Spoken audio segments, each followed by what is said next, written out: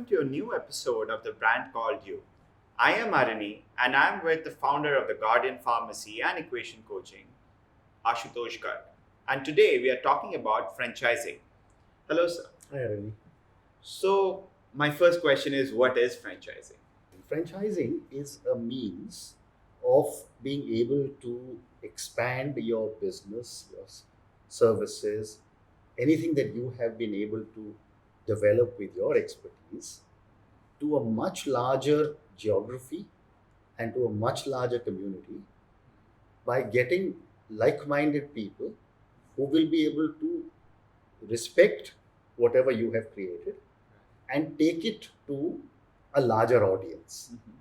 At the same time, while protecting your own creation, your own intellectual property, you are also going to be able to earn more money because you are able to take your idea to a much larger community which you cannot do on your own. This is the first time even I am learning about franchising. Mind you, I have no idea about what franchising is. Two thoughts come to my mind.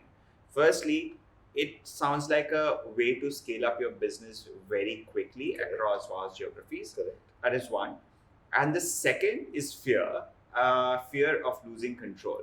So the first question is, when do you know it's time to give up a little bit of control, and how do you know it's the time to let your products or service into a franchising model?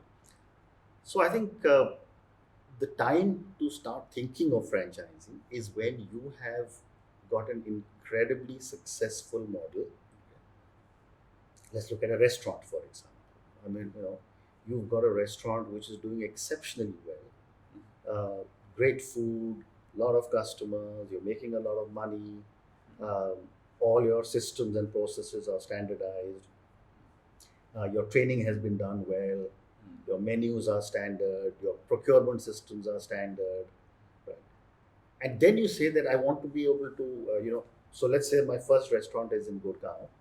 I opened my second one in Delhi because we are next to one another as two cities, and I'm able to manage them. And then I get a request from somebody to say, how do I manage to open up a restaurant in Bangalore?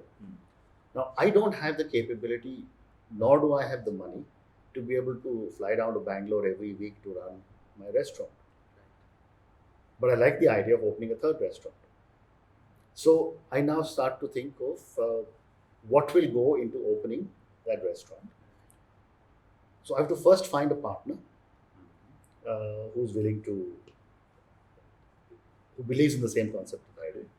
And then I have to train that partner into saying that, okay, these are the ingredients that go into it. This is the quality of the ingredients. This is the training of the people. This is the kind of chefs you need. This is the kind of menu that you need. This is the kind of an ambience you have to create, and so on and so forth, so that you know exactly what is involved in setting up a restaurant in Bangalore. Once you have all that put into place, then you talk to the person and say that, I can offer you all this, but I don't have the money to invest. So you have to put the money to invest. So it is your money to open your restaurant as per my standards. And the fact that I am giving you all the ingredients of running a successful restaurant, even though you are going to invest and you're going to run it, it is going to be my brand, and therefore I will take a royalty. And the royalty could be 3% royalty or a 5% royalty or whatever, 10% royalty, whatever you negotiate. So that is the whole. Once you are ready with all these ingredients, is the time when you go to start thinking of franchise, not before. Okay, that makes sense. The second doubt that I had was, does franchising mean giving up control? And if yes, how much control? Absolutely, well, very good question. So if my own offering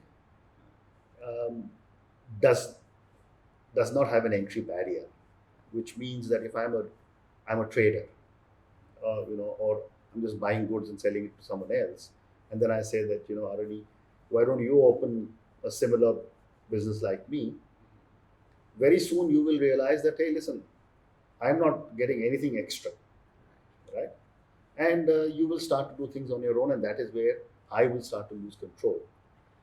But if I am the designer of some garments, and those garments are very very successful in my geography, and then you want to market my garments in your city, then a franchise works well because as the brand owner and as the owner of the designs, I'm able to give them to you. You are completely dependent on me for the designs.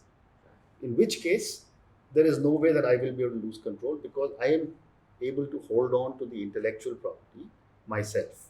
Okay.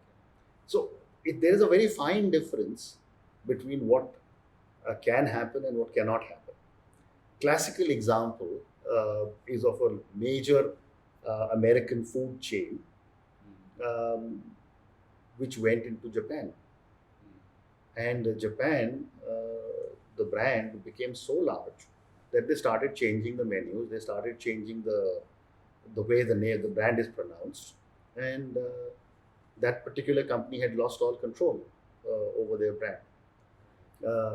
Same thing. You look at a pizza chain in the U.S., which gave a franchise to a person in India, and within a very short period of time, the value of the Indian franchise became larger than the American parent. Now, when these things happen, obviously someone sitting in the corporate office of the franchise owner is not doing their job well, or you have a weak franchise, or your own market is so small or weak that the franchisor's market becomes very large. So it's only in those areas that the franchisee can lose control to the franchisor can lose control to the franchisee. So does it mean that you have to make your brands very strong before you actually get into the Absolutely. franchising model? Absolutely. Your brand has to be strong, and your brand can only be strong if your offering is strong. Right. So if whether you're a designer or you're a restaurant person or whether you're giving any other kind of service, you have to have the ability to be able to say that if I pull out my support that I am giving as the franchisor to the franchisee, the business of the franchisee would come to a halt. Okay. So I will bring the conversation back to a layman like me. Now, how different is it to run a company-owned store and a franchisee store? So what are the basic differences? So the differences are very simple. Okay. From a positive perspective, a company-owned store uh, gives you 100% control as the owner of the brand.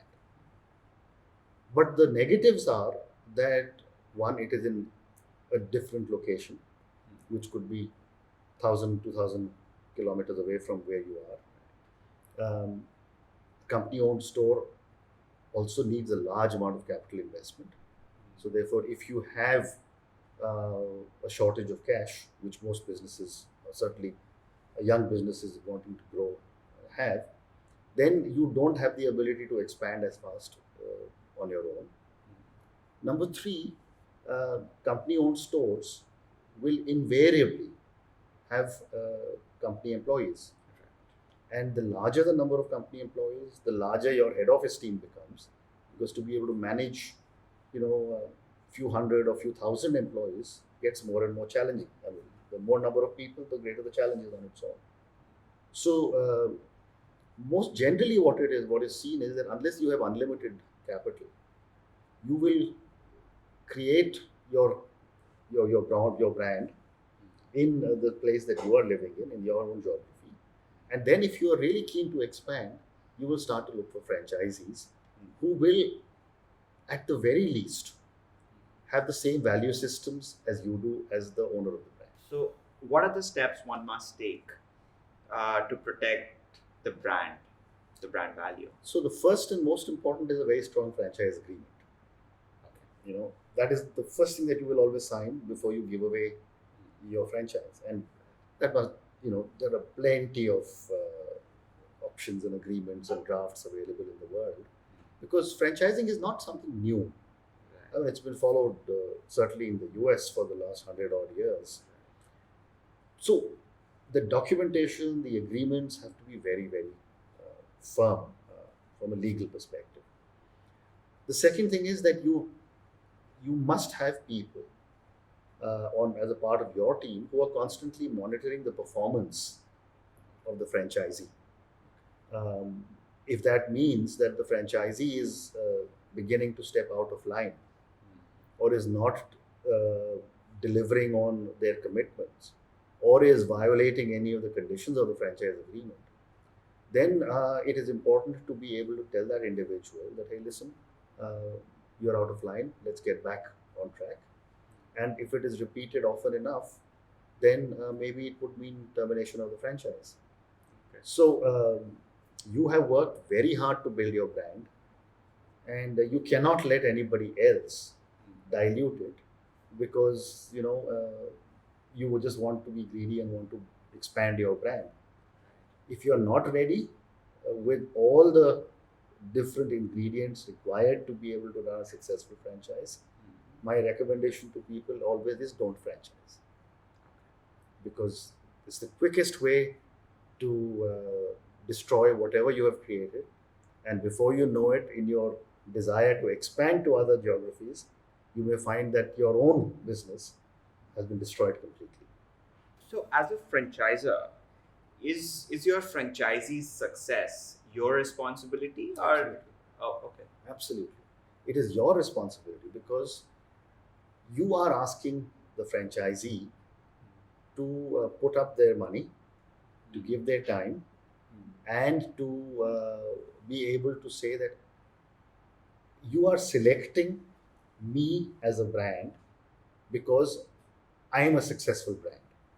right, If the franchisee starts to see that they are not making money, or that the business model is not robust enough, or that incorrect promises have been made to them, you are certainly heading down the path of a collision with the franchisee, which could lead to legal battles. And in the interest of long-term growth, and the moment you start to expand into multiple geographies where you will have several franchisees, it is absolutely critical for you to make sure that all franchisees make money. Because if they don't make money, if they are not successful, right, that's the end of your own business model. right. Thank you so much, sir, for your deep insight. Hope you learned a lot, and stay tuned. Thank you.